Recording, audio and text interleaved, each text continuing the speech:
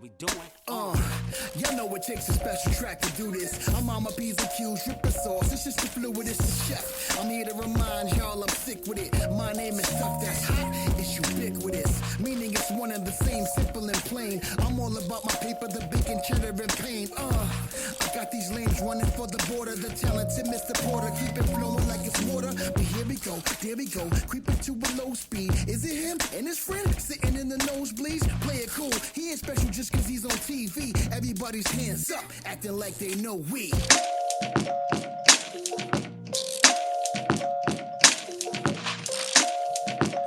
Welcome to another episode of the Taste Music Hear Food podcast show. I am your host, Ed Porter, and this is the place where food, music, and culture collide and how it does.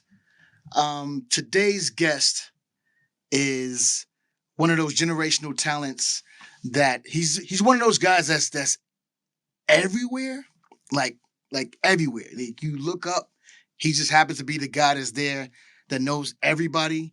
And let's just jump right in. I'm gonna attempt to pay this gentleman the flowers he so graciously deserves with this intro right here.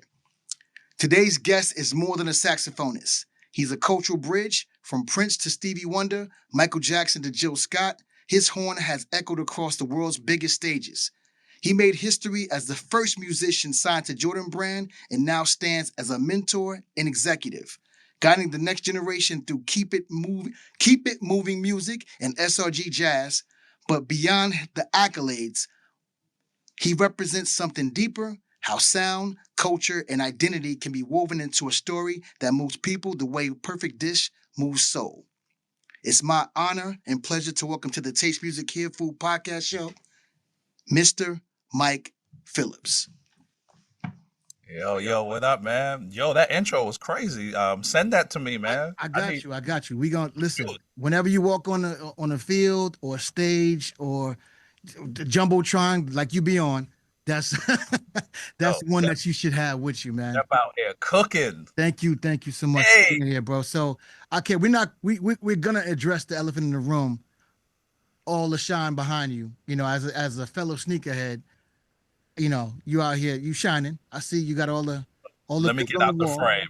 All the goods on the wall, and I typically don't ever get. Oh, look, that's me on super amateur mode. I got it on. Yeah, how about I just cut this off? And I typically am never in a position to speak at somebody and see in real time someone who has more heat than I do. But you might be the guy. You might be the guy.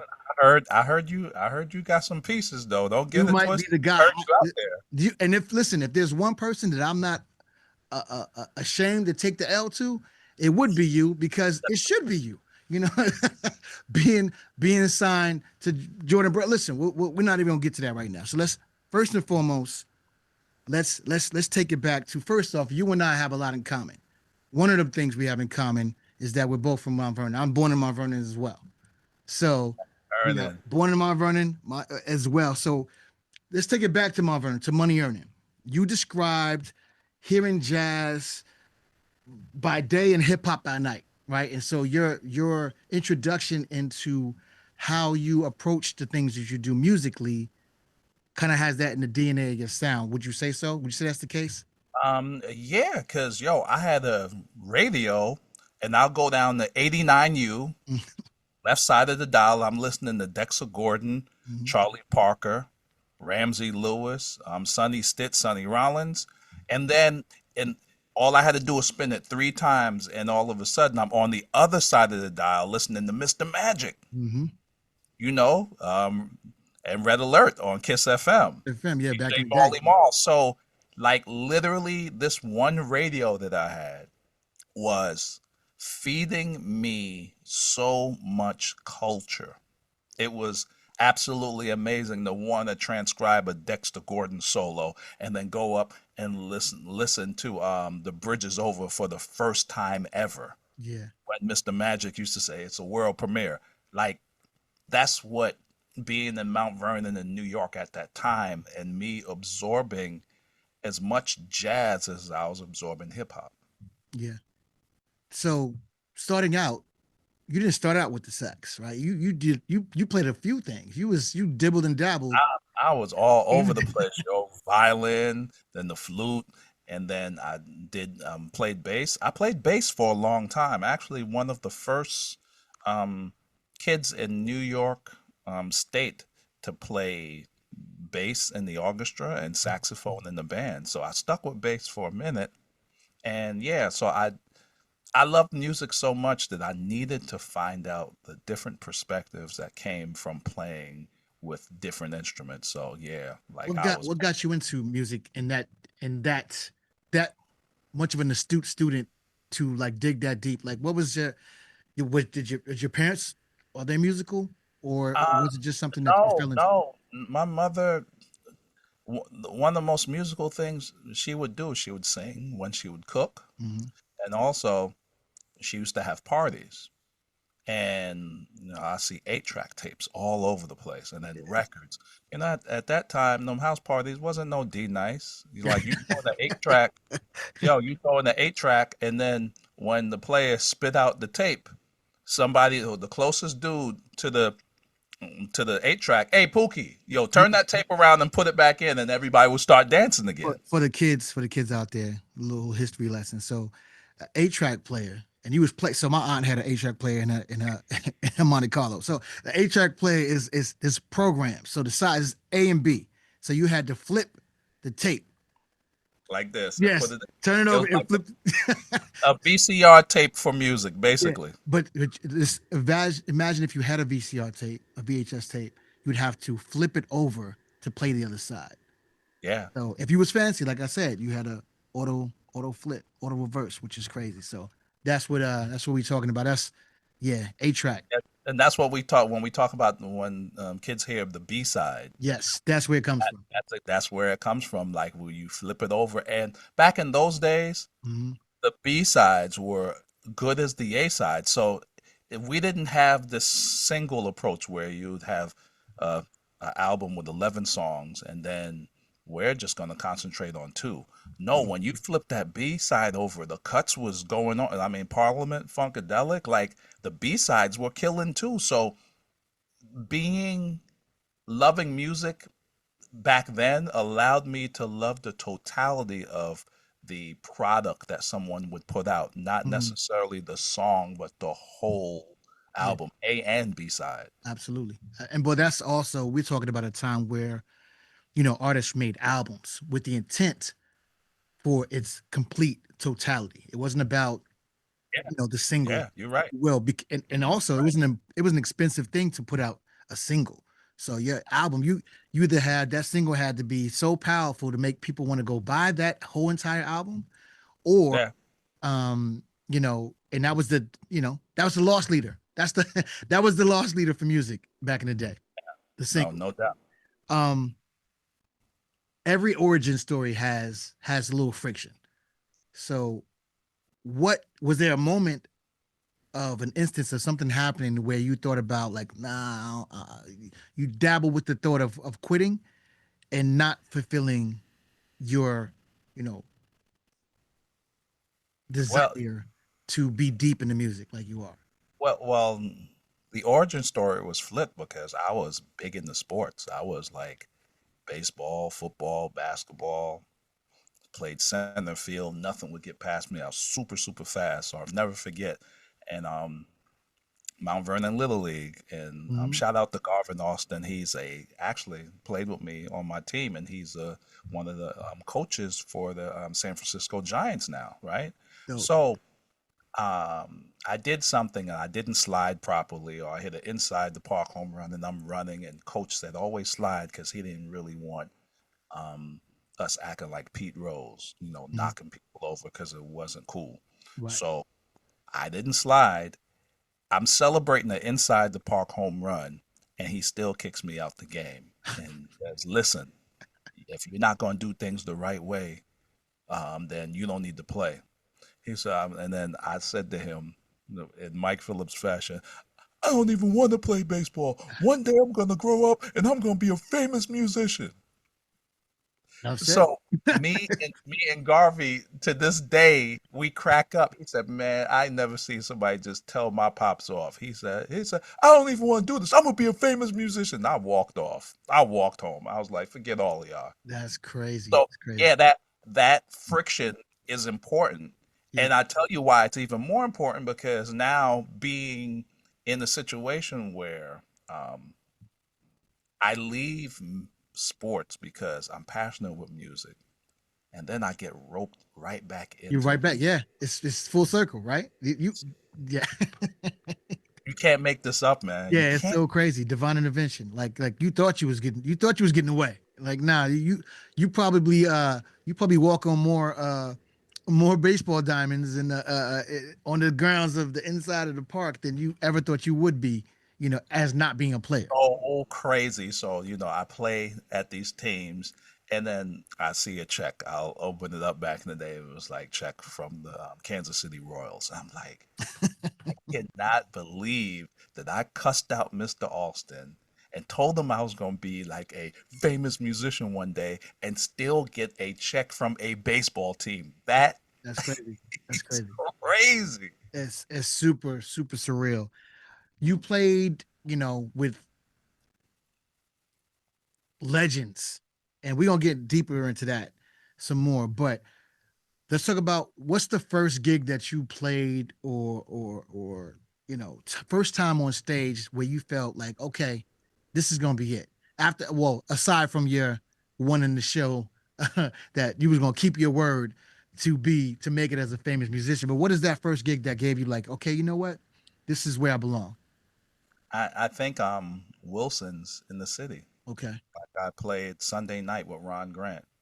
And Wilson was a spot that everybody came in. Like seriously, Yeah. Prince was up in there, Hmm. Terry Jam, like Jimmy Jam, Terry. I mean, if you were somebody, you were there on Sunday nights, and I started honing in my craft, and then watching these people get into what I was doing as a musician. Mm, I started feeling the power of me being connected passionately. yeah. Because listen, the instrument is just a inanimate object, right? Right. What you feel inside has to go through that horn or whatever instrument you play, and it's sort of like Rosetta Stone, it's the interpreter. So Hmm. whatever passion you have inside, that is the middle point between expressing what's in you and how sonically it's absorbed through what you hear and what you feel from an energy Right. standpoint. I started understanding the power of that Yeah. when I was young, 17 years old. I was in high school, was used to sneak down the Honeysuckles and Wilsons and all these other places. So by the time I got into the business, I understood how to hurl the power. Because sometimes, you go to school and they teach you a Eurocentric perspective of playing the notes, Hmm. but they don't teach you what Thelonious Monk did. Yeah. The soul. Don't teach you how to feel something and let those things that you feel and you experience have a symbiotic connection with the notes. BB King. Yeah. Anybody can play notes, Yeah. but the most effective musicians are the people that have gone through something and know how to attach that something through their notes to tell a story. So I started understanding that at a young age. And I think when people would hear me and listen and say, I want him, they wasn't wanting something that was technically proficient. They Right. wanted something that they felt that they needed around them as far as just what I was hurling through the horn as far as my passion Right. goes. Yeah. I liken that to a lot like being a chef. Like this everybody has access to the same ingredients. Like if I gave you, the same five ingredients, I had the same things. What I could do to it and what you could do to it is different. And a lot of it, even if we had the same basis of education, right? So we had the basics. We knew how to all the basics of cooking, the braising, the sauteing, and grilling, all those different things, and the knife skills. But it's the emotional connection with the items and then my expression and interpretation of manipulating them that makes all the difference. And so Yeah. it's this like again, there's there is and jazz is probably the best example of that too. So like I always use the terms for people that cooking is like jazz. And when I say that is that you have after you have the basic knowledge to lean on, now you have the freedom to express yourself within the confines of the knowledge, right? And so, and then you have baking, which is like polka. It's the same. It has to be exact. It's there's no the polka song. Every polka song you've ever heard is either a fast version or a slow version of the same song. So it's Exactly. it's exactly the same. There's no difference. Get fancy and call it bossa nova, but it's the same. It's the same damn thing. Um, that's dope. Okay, right about now, we're gonna play a little game I like to call this or that. This one is going to be a little different, as in it's going to be the Jordan brand edition. I come on the show and you just start, Oh well, we got to do it. We got to man. do it. We got to do it. All right. So how this is gonna work is I'm going to show you two different sneakers. One's going to be a classic OG, and the other one is going to be a rare collab. And you're going to pick between the two, one or the other. All right. Let's go. All right. So first we have Jordan 1 Breads, and then Jordan 1 Off-White Chicago. Which one? Sheesh. I'm gonna have to go with the breads because it's just the legacy You of you have to of do it. You it's have the to. legacy. I'm Yeah, sorry. without that, nothing else exists. Yeah. Exactly. Okay. Next up, we're gonna go to the threes now. So Jordan 3 White Cement or Jordan 3 Dornbecker. Oh man, them Dornbecker joints was crazy. Yeah. Like, but Oh, again, you gonna go with but the OG? again, I'm OG guy because guess what? Like nobody was using that elephant print. Nobody. So when that hit, Yeah. we was like, what is this? Yeah. The streets literally, I don't even think Nike and Jordan understood, like, okay, well, we're gonna do this elephant print and how it hit the streets crazy. Yeah. The impact, the cultural impact is Yeah, insane. cultural Insane. impact. Again, you know, this is almost like LeBron and MJ. And even Mhm. though LeBron has a great legacy, LeBron is MJ is the chain. Mhm. LeBron is a link inside of the chain. So when you talk about the OG of sneakers, there are some sneakers that wouldn't exist unless the Oh, foundation. for sure. It So would, yeah, I gotta go with the OG cements. I'll just say this about the GOAT talk. You've never heard about anybody getting robbed for the LeBrons. I heard somebody say that. Yo, Ever. yo, I And almost that's got not a jumped. stab at LeBron. I love LeBron. Man, listen, no, LeBron is my dude. Yeah. Shout out to Rich Paul and Yeah. all the The homies. whole But crew. yeah, Yeah, you it hasn't what's happened. I know there were places in New York that you didn't go wearing your fresh Jordans because you knew that you was gonna have to come up out of them. yeah, I'm gonna go even further. There are some places that if you had a pair of Jordans, some gazelles, and a triple fat goose, you just exponentially raise the percentages of you getting robbed. Yeah, for sure. Yeah. Absolutely. Yeah, what your man from Nice and Smooth said, stick up kids is out the tax. Facts. That's Yo, Greg Nice. All right. Greg Nice, NICE. All right. Jordan 4 Black Cat or Jordan 4 Eminem Encores. Now, I tell you what, if you got a pair of those Eminem Encores right now, if you got those in your lexicon, yeah, we got to talk about those. That's the one shoe that I haven't held in my hand. Like I've touched almost everything. Yeah, well, I do have a pair of those. Um, they were sampled. I got a sample pair of them. Shout out to G Money for shooting them my way. And yeah, they're under lock and key. So we're gonna have to go new school Eminem all You go to day. yeah. Those Eminem Encores is Yeah. some different. This was something different right there. Okay, next Jordan 5 Grape or Jordan 5 Tokyo T23. We got to go with the grapes. Yeah. Like I got a pair of grapes on. I'm looking at them right now somewhere. Yeah, like come here. I mean, I named my sneakers. Come here, grape. Like hold on. So funny you. Yeah, yeah. There we go. Listen, Ah, those so are funny. that's one of my favorite shoes. All time, yeah. So I got Dude. to go with the grapes. Okay. All right. Next, Jordan 11 Concord or the Jordan 11 Space Jam. Now, first and foremost, the 11 is my favorite silhouette. If I'm gonna pick it just sexy to look at, that 11 is something special. But anyway, the Concords or the Space Jams. Okay, and before we even tell you what I'm going to go with, the fact that they kept on doing stuff like, okay, we're going to do the elephant print here. They always just did something that was way out of the box that just culture just latched onto it. Mm-hmm. So now I'm thinking Boys to Men when they all came out Yep. in the All Grammys. yeah. I can't shout out to Sean Stockman. I can't get that out of my head. Yeah, no, that was it's a cultural Yeah, moment. yeah, it was a moment because we're supposed to be dressed up, looking good, and they were. But when you looked down and you saw those 11s hitting Mm. against the tuxedo, Oh, that patent leather was crucial. I That patent leather was crucial. I'm like, I have to have those. Like, there's no we I have to have those. And matter of fact, before then, we associated patent leather with church shoes.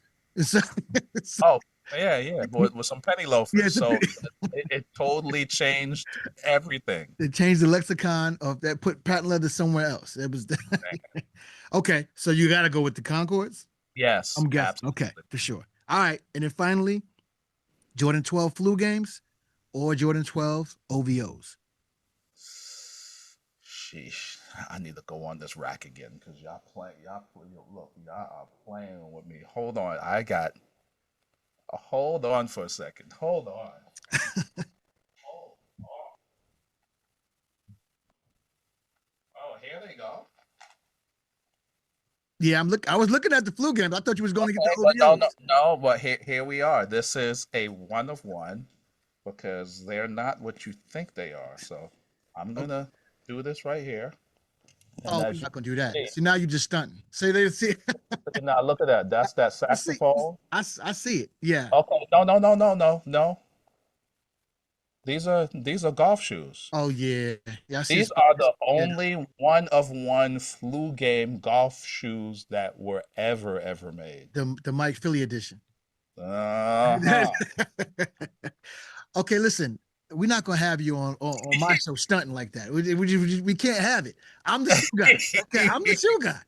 Chef, I'm saying though, Chef, you asked me to cook, right? I did. I did. Okay. All right. So in your lexicon, right there, and what you got around you, what is your most coveted pair?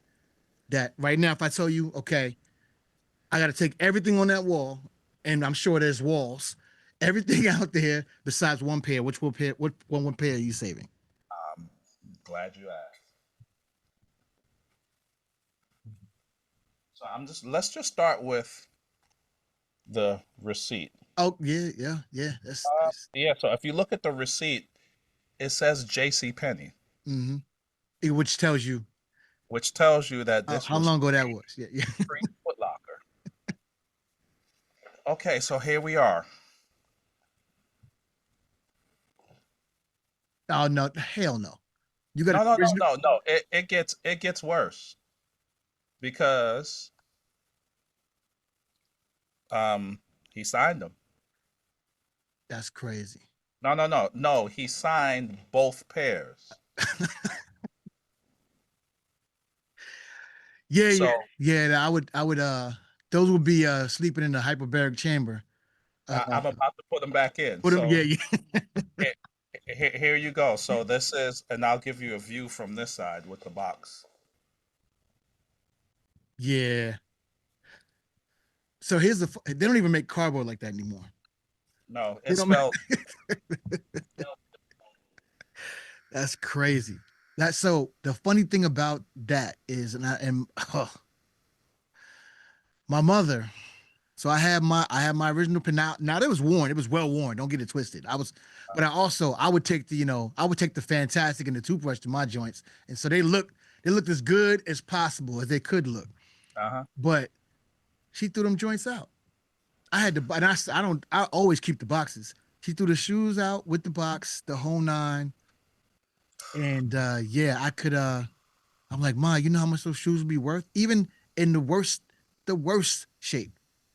It's Yo, when I gave him the MJ, yeah. MJ was like, "Those ain't real." And then he started talking that MJ shit was like, "Where you?" And then it went from "those ain't real" to "where you get them from." And that's when I knew he knew that they was real. I said, "Black Cat, I need you to hit I both need of got a John Hancock these back. Okay, them." so let me ask you a question. When's the last time you put those on your feet? It was a really, it was a major flex when Nike had their corporate sneaker ball. See, I So just need to. everybody like running around, Tinker Hatfield was there, Hmm. and Tink is my dude. He lives probably like 10 minutes from me.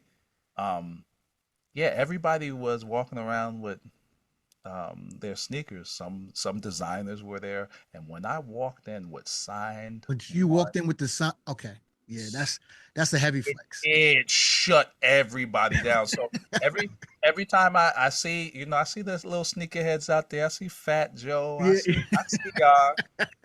You can show me a pair nobody. No, of joints that from J.C. Penney where MJ signed it twice, and I got a picture of him signing it. Like yeah, of he's course you like, do. Yeah, yeah, so stop, stop. All I'm telling you is like I mind my business, but don't poke the bear. right. If you really want to get in the trenches with this, All right, MP, give me ballpark. What do you think those are worth? And it's, I'm not to put you out there, to put you on the list of people that got or the people that are looking for you because you got the holy grail. What do you think those are worth? so how much is a glass of water to someone that ain't got no money? Uh, I- the market determines the value, and then what you put your product, the market that you put your product in front of. I, True. so so quick story. I do this thing where I hold one note and I do it for charity. So I call it auction in my lungs. So people can donate anywhere from $5,000 a minute to Mm-hmm. $25 a minute, and it all goes to charity, right? Got you. So so I'm holding the note, and it's like a 5 minute maximum. So there are some rooms that it was each table donated um, $3,000, and by the time I was finished with the room, we raised over $150,000 in 5 minutes. Then you go to the charity that they ain't really got nobody in the room, and I'm busy holding the note, almost died, and only raised $22.50. So Okay. it's about who you put them in front of. All right. I got you. What's your number then? 125K. Man, listen, 125K. it depends who you know. Like, No, and and what's your, and, no, and, what's your and the, number? If somebody came to you right now, look, and I know this is, I absolutely know the answer is never. no, absolutely not. I'm gonna tell you why. Because the legacy is more important to me than money. So Absolutely. I, they ain't leaving the family. I heard. Yeah, that's there's only that I know of. There's only one pair. And first off, the fact that you took them out the box, they were still intact. In their signed is another feat. So that, which tells me that you're keeping them stashed properly. That's Yeah, that's another thing I'm because about to as we move know, the them. glue and everything Af- come up off them shoes. yeah, after this interview, they get moved to an offsite. Yeah. So outside of the corporate Nike sneaker ball, have you worn them outside of that, or was that the No, one flex? Okay. not you get Okay. one time. There you go. You get one to you stood in one corner. No steps, no steps. No. Yeah, yeah, yeah. We ain't even two stepping. Yeah. Whatever song you got on, just know that I ain't dancing. Yeah. Absolutely, absolutely. Okay.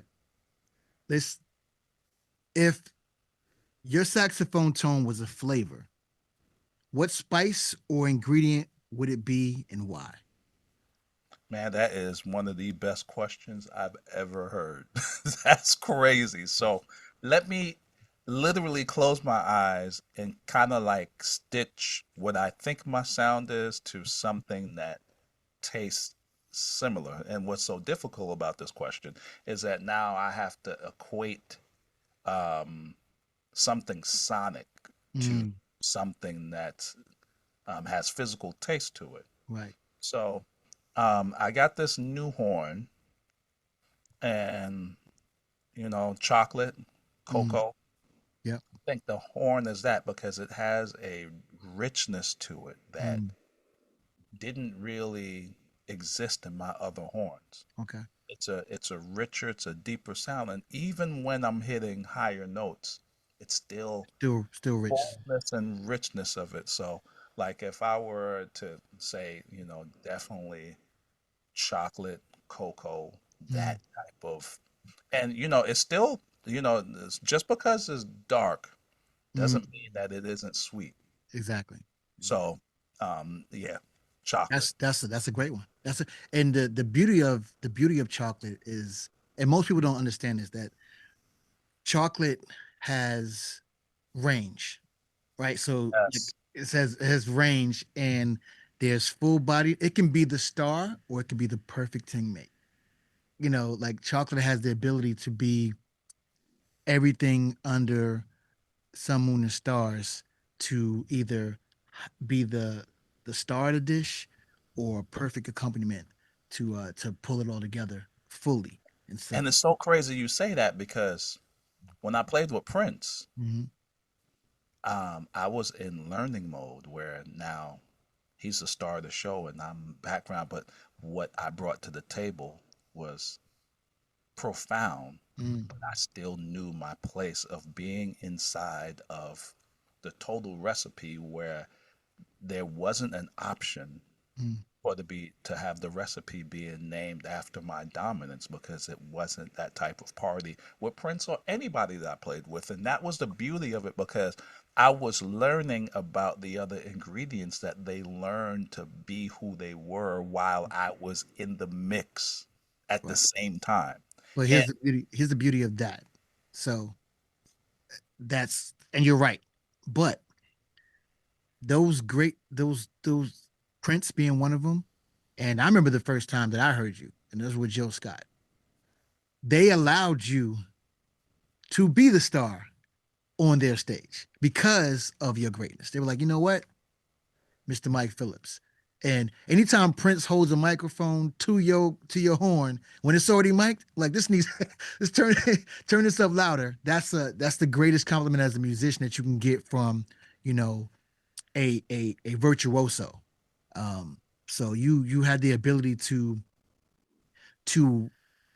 rise to the occasion, and at when you listen, when Jordan's taking free throws, it's become, you go from being a participant in the game to just being a spectator. And so at some point in time, you gotta witness greatness, and you've had the ability to do that on many stages with many and, greats.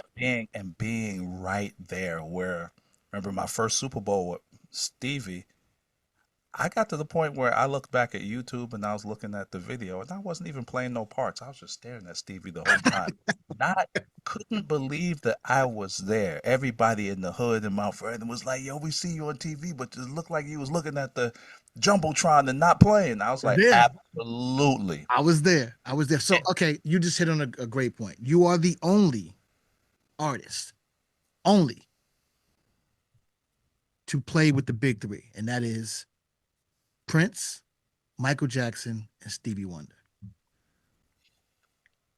That in itself is crazy. So the fact that that's the case, and that you are so grounded in, first off, all stylistically, those are three completely different sounds, right? And I just mentioned Jill Scott, so we're just Yeah. talking about that's you can't get more genre bending than that. So the fact that one man weave yourself into those situations and still have it still be Mike Phillips is an amazing thing. I think I always talk about this as far as so music and food has, you know, a lot of symbiotic relationships, and I like to use this one as well. So I think the hardest thing for, and you touched on this as well, for musicians, the hardest thing for a chef to do is after you do your 10,000 hours, you get the basics under your belt, and then is the hardest thing is to develop your sound, and so that no matter where you go,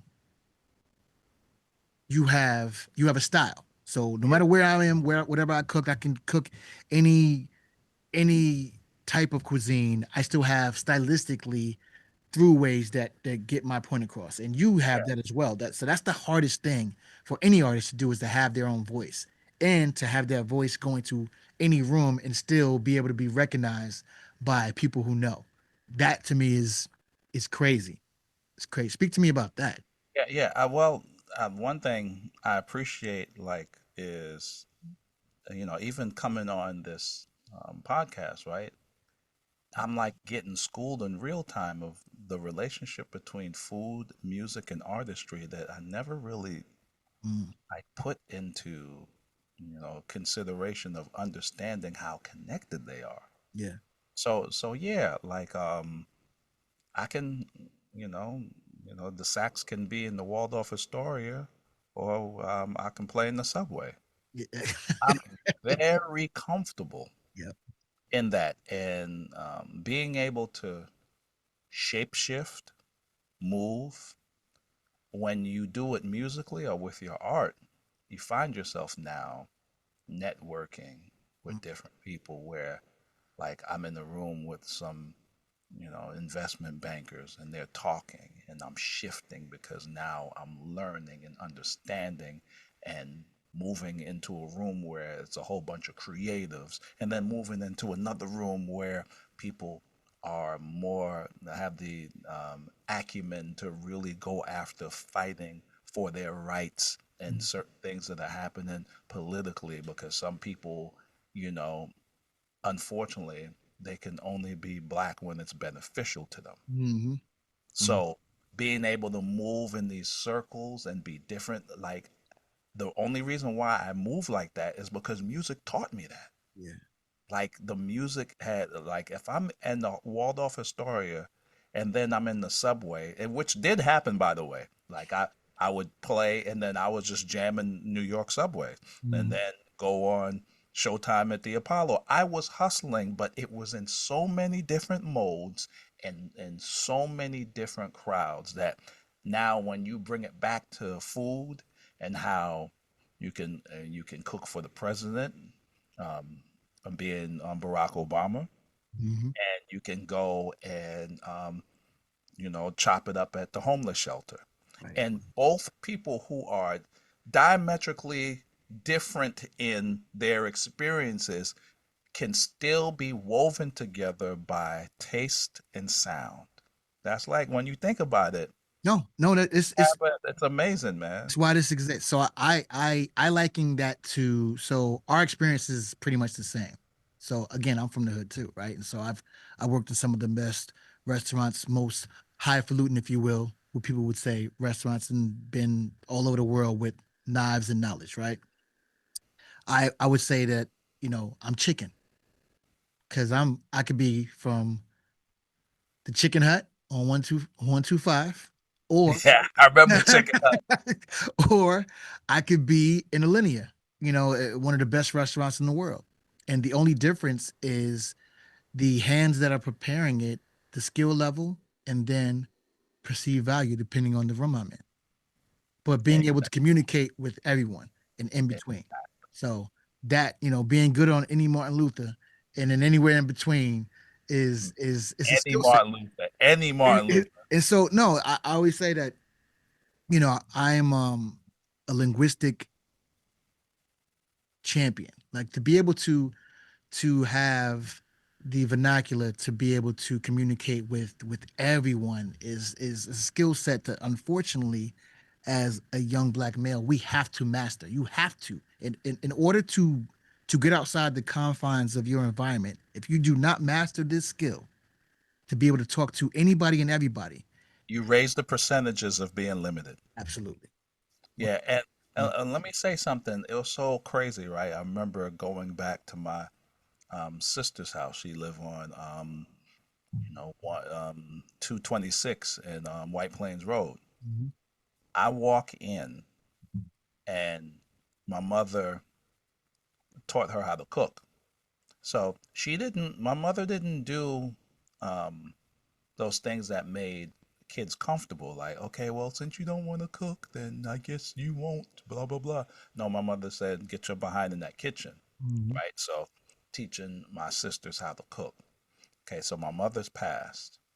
And literally, when I walked into that room and smelled that food, it was like experiencing my mother all over again, and never knew how much tradition Mm. comes with making sure that you hold the earlier generation or later generation accountable for making sure that those recipes live on, because the food has now lasted longer than my mother's life, but I can still take part in the culinary legacy because of what was passed down. And like, let me tell you, when I walked into my sister's apartment and Mm. I smelled that food, like literally, and we as black men, we don't want to we don't want to be too associated with emotion, but literally, I'm gonna keep a buck with you. I almost started crying Mhm. because the way that I miss my mother and the fact that I was able to experience everything that she taught my sister Rosie how to cook, and it coming to fruition where it hits on those markers emotionally. Mhm. That's why music is the same way, where we have to make sure that the baton is handed to that next generation. And sometimes we get caught up in how fast we run and what's in the baton. But the most important thing about the baton, about the relay race, isn't how fast you run. It's actually whether the baton is exchanged clean. Right. Because you know how I go. Mhm. They hit that gun, you DQ. If you dropping the baton and you doing all that. So I think the exchange is so important to make sure that the music and the legacy that we listen to will always be intact, and from a culinary standpoint. So I just wanted to tell you that how important I understand, because I went through a whole thing where I literally stood in my sister's house and was ready to cry because my mother was still alive through her cooking. Absolutely. No, the so all that we're doing, um, we are creative storytellers, right? So food, music, we're telling stories with the attachment of emotion if you do it properly. So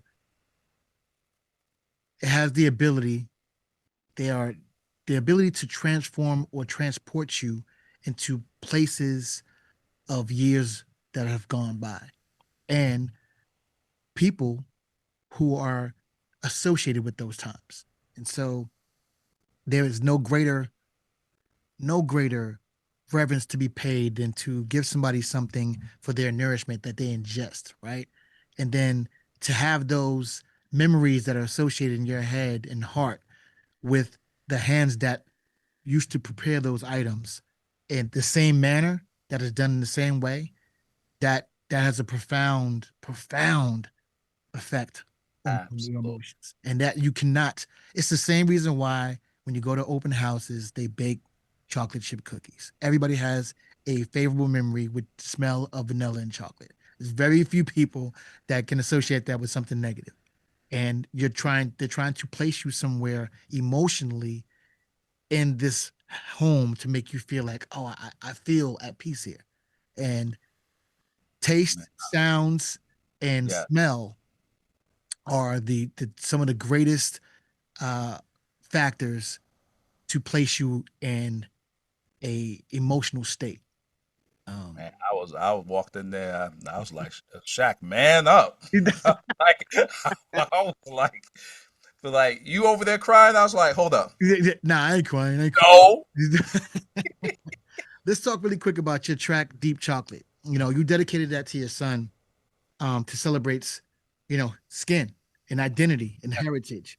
Yes. Um, what do you want people to feel from that when they hear it? Um, it it's like Afro beats, right? Mhm. It feels cultural, but it's upbeat, so it's celebratory.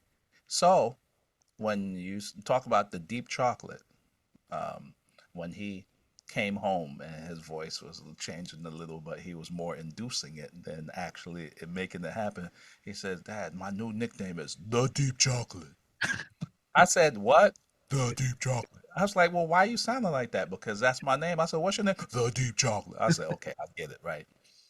So now, knowing that within Portland, Oregon, and he's probably like one out of 25 kids with that skin color Yeah. and the environment of this country, to know that he walked back home and just was very proud of Mm. what he looked like and him telling me that story. I wrote a song right on the spot about that moment. It's something that made me proud because, okay, I live in Portland, Oregon. So when people say, "Well, why do you have your son in white spaces?" Sometimes racism happens when you just continually put them in white spaces. Like for the person that says that, have you checked the census Yeah. of Portland, Oregon? That's And also not also, that's not a reason. Also, yeah, that's yeah, yeah. yeah. But like, and then also, do you understand? Public school system ain't really popping like that. Hmm. And then number three, do you understand that I have a choice of putting him in the best case scenario educationally? Because this is what we're dealing with right now. DEI has been misconstrued as giving people that are unworthy. And this is what it is, and people need to understand it. DEI exists to give people who are better or evenly qualified a opportunity. Mm. It was never built for someone that wasn't qualified. Right. Never. So just the fact that that's misconstrued is troubling to me because, again, it's meant for people who are better, who are more educated, or even kill with you to get the opportunity because people haven't been getting opportunities. Hmm. So, like being proud, but still fighting, but understanding your culture and knowing that he's going to have to go in the workforce and be better so he can be discriminated against after he's better. And for me to even say that and know that it's coming is problematic. Right. No, that's So so him understanding that you still have to walk proud and because my art will last longer than I will be on this planet, right. and maybe his great grandsons can go back sonically and say, yo, this is a song that our great great great grandfather wrote for little Mike because of the proud of being proud about being who he is. And see, those stories and that legacy sonically has to live. So when I wrote the Deep Chocolate, Mhm. it was watching me being so proud of watching him be proud of who he is. And that was such a beautiful thing to write about. It's amazing. It's amazing. Since we both already determined that food and music both carry cultural memory, if you could revive one overlooked cultural tradition, either culinarily or musically, what would it be? Oh man. Um I think in this new school of music, one of the most overlooked things I think that's very necessary is people playing and rehearsing together Mm, without it being for a show. gotcha. Just getting together and playing. The jam session, the old Yeah, overlooked jam session. yeah, and yeah, and it's not too, sometimes jam sessions exist because one person's trying to shit on the other, and then you're playing and you're doing this and you're doing that. But yo, just to get together because community Hmm. is exciting, it's educational, it's getting everybody together where I think America can even learn so much from just a regular band playing because if we're in a jam session and the trumpet player is playing, our job is to create a foundation for their story, Mm, not to talk when they're talking. right. I say everybody's talking at the same time right now. So, politically, ideology wise, or whatever's happened in this country, if we were to put it in a musical form, it's a jam session where everybody's playing the solo at the same time.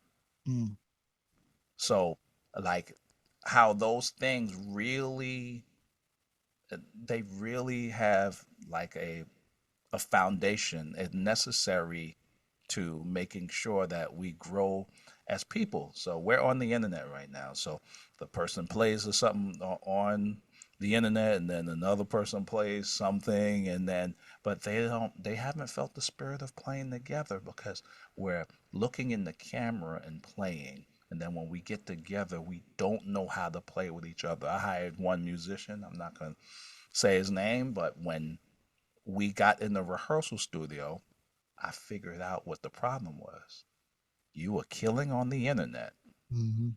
weren't understanding that when you're playing with somebody else, it's not about you and the camera that you're playing in for your followers anymore. Right.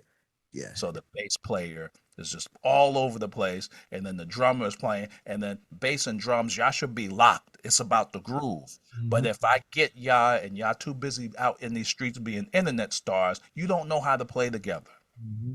So the fact that we need to make sure that a part of the tradition is people growing up. I went down. I'm chilling with Ralph Roll down in the city, Artie Reynolds, and then Fred McFarlane, who passed away. He had a jam session, and then Ray Chew, after he finished playing for the Apollo, he'll come over to Sylvia's and we'll be jamming. I got so much information from the triple OGs of Hmm. just learning how to play and connecting with them through the art of doing something that it's more community based than selfishly showing everybody how you can play by yourself on the internet. Right. There's a lot of through lines with sports, food, and music. And what you're just talking about right there is about being a great teammate, right? It's about being um, an ingredient in a great dish. It's about being the first or second or even the third chair in the symphony. And it's about the totality is greater than the sum of its parts. And Yeah, most people do not understand how to play your position, your time. You win and lose as a team. yeah, And I'm one of those guys. I'm a glory hog. I want the glory, right? So I just want to be on the winning team. So I don't have to take the shot. I, I'll get the rebound. Hell, I got 6 fouls. Whatever I got to do for us to win is what I'm willing to do. Everybody gets a damn ring. And that's yeah. at the end of the day, that's all I care about. And So when the band plays the song right, that's right. that's a win. I, Yes. I never forget, and I'm hardcore because I come from Prince. Prince, we'd have 8 hour rehearsals, and he'd be like, "Take a break," and we're coming back and rehearsing three more. So I know what it is to be hardcore. One time, funny story, guy comes in and I wanted to play "Can't Hide Love," Earth, Wind and Fire. So he comes in and he doesn't know the song. I said, "Is there a problem?" He was like, "Oh man." I said, "Hold up." I said, "Band, take a break." I said, "What you're gonna do is that," I said, "since time is the only currency that we don't know what our balance is, You just wasted it. And your balance is going to be paying for everybody's lunch. So I Mm. told everybody to take a break and go out there, the Subway, get some sandwiches and give this dude the receipt. Meanwhile, he works on what he need to. So he's playing, right? And um, I told him something that just came to me. It wasn't a quote that I heard anywhere else, but I said, the problem with you is that you're using your God given gift as a crutch for being unprepared. Mm. The gift is supposed to be the addition to your preparation. Mm. And now you out here trying to listen and play it back and you don't know the song and you're stressing out your gift for a reason that comes by way of you not being prepared. Right. So that's why you paying for lunch. And that's why we ain't leaving here until you play it right. Yeah, man. That's a deep one. That's a deep one. That's that yo, if we don't OG them, Yeah, you don't know. You don't. then if I don't OG you and you don't pass the test, then don't look at me for the baton. Absolutely. Yeah, because it ain't coming your way. Not at all, because you going we gonna fumble the exchange, and then that Yeah. dude's gonna hit the daggone gun, and we all disqualified. Yes, I yes. need to make sure that who's getting the baton, that the exchange is gonna be clean, so we can still run for the win. Right. Right. All right. Food has a terroir, meaning it's tied to soil in a place. Do you believe music has terroir as well? So, like, is your sound rooted in Mount Vernon? Is it rooted in jazz, in black culture, or something completely way more broader? Um, it's rooted in the the pain of the Negro spiritual. Mm. I mean, if you look at rock and roll and everybody that made money off of the music, what sounded good to them was pain that was turned into music that they found entertaining. Mm. So if you don't ever connect with the reason why the music exists, then you're not going to be able to display that same emotion. I'm telling you, musicians that haven't gone through anything cannot Yeah. express the things that people feel, because either it's going to be sonic where it sounds beautiful, or either it's going to be BB King and James Brown. Those, if you would take their lives and understood the pain that they went through, we are being um, we're sort of like being entertained in a strange way by pain. Yeah. That's what rhythm and blues is. Blues is pain. In America, it went two ways. The same type of music was, oh man, God is gonna see us through, and be like the same sound of music had some different words. Like, man, I don't even know what's going on. I'm about to get me this moonshine and call it's a rap. So the music, even though we go through these contemporary places, can you create the closest the easiest way to get to one point to another is a straight line? Can Gotcha. you draw a straight line from the contemporary things that you do now back to the Negro spiritual through your understanding, your technique of how you play the blues, or what you do, and even what you walk around in?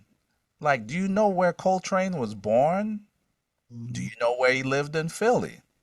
Like, these things have to be embedded in you because that was embedded in the soil. So I can't call myself a contemporary saxophonist, or like if you want to call it contemporary jazz, and I don't know the legacy of Art Porter, Grover Washington, and George Howard. Absolutely. Yeah, you gotta. Yeah. Najee Kirk Whalum came out of that. See that straight line. So you got to be able to draw it from here all the way back. So to your point, and to answer your question, yes, there has to be something that drives you um, to understand that you have to be planted on the soil that understands the pain and the struggle of the same thing that Louis Armstrong, Coltrane, Sonny Stitt, Sonny Rollins on that, Coleman, Farrell, Sanders, Sarah Vaughan. This was pain. It ain't pretty. So to be effective, you gotta get into that. Yeah, you got to lean into adversity. Um, First off, I could talk to you forever. Like we can have this could be We about to do a part two. yeah, we're gonna do a part two. We definitely gotta do a part two because there's so many different things that we haven't touched on and really dove into, and just glazed over. But we definitely would do another one.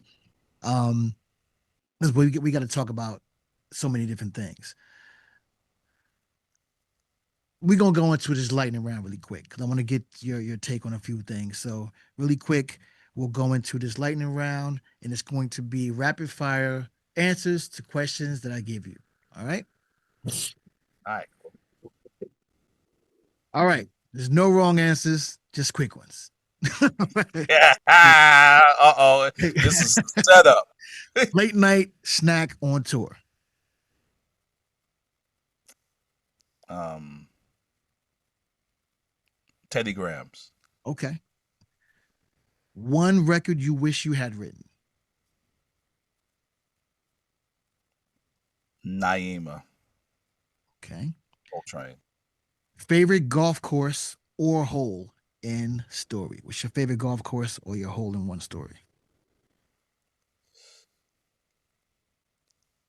Hole in one, Raleigh, North Carolina. I don't know the course, but I hit the ball and, you know, I didn't see it and I was looking for it because I It just was in knew a, it didn't it was in a damn win. hole. Yeah, it took me 3 minutes. I'm trying to look for my ball and I was about to drop another one and I walked by the hole and saw it in there. It was like, yo, it's crazy. Okay. Song you play when you need to hype yourself up.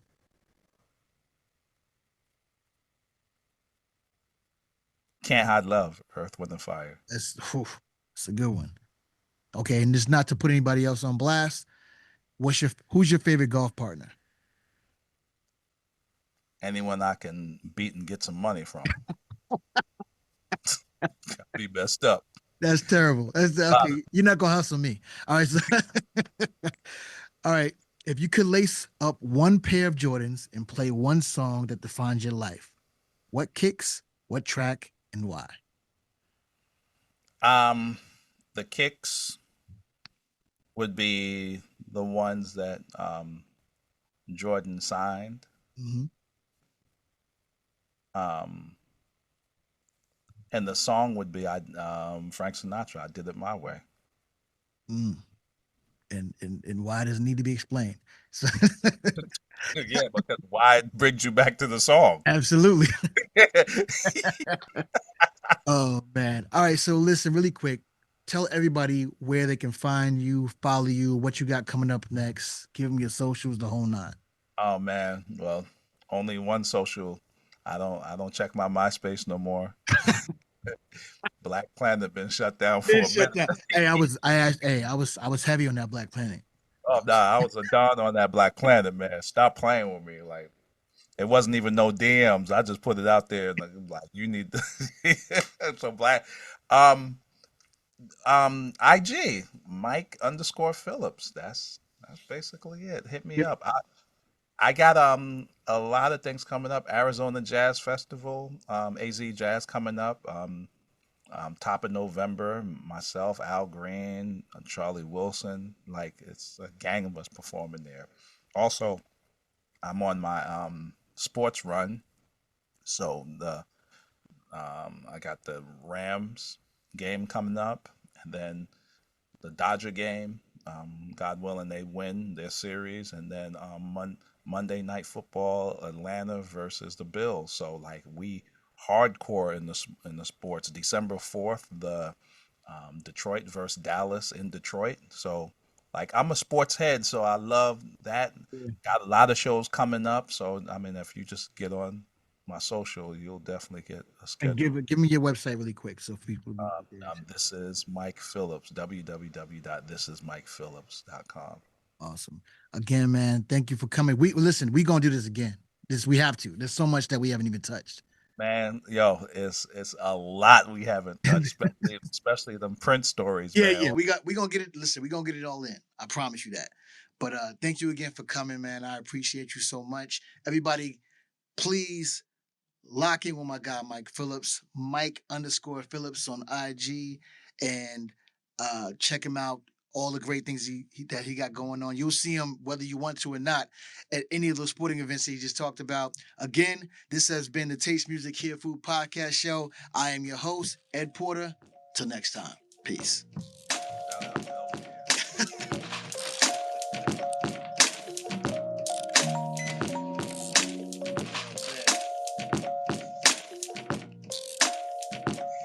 That's dope, man. MBC. No relation to NBC.